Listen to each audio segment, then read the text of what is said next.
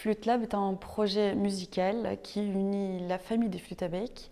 Il a été créé il y a 2 ans. C'est un projet qui est super chouette parce qu'il intègre les professeurs, les anciens étudiants de flûte à bec et les étudiants. Et donc maintenant, on est à peu près 18 personnes à participer et on se voit tous les lundis. Et alors, c'est vraiment un peu un laboratoire.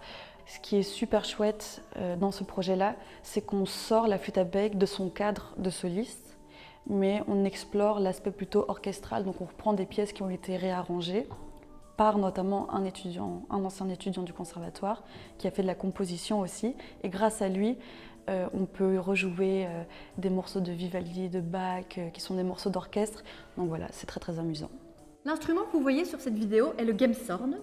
C'est un instrument à vent qui est construit dans une corne qui a été évidée avec une embouchure de flûte à bec et des trous qui ont été percés pour les doigts.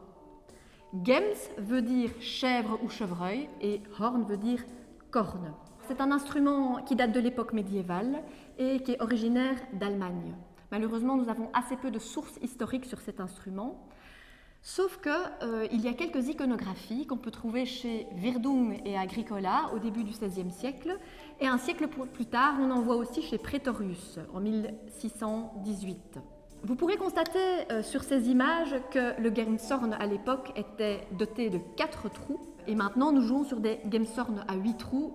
C'est une forme assez récente et qui nous permet de jouer un répertoire plus vaste et varié. Alors, il n'y a pas de musique écrite spécifiquement pour le Gemshorn, à notre connaissance.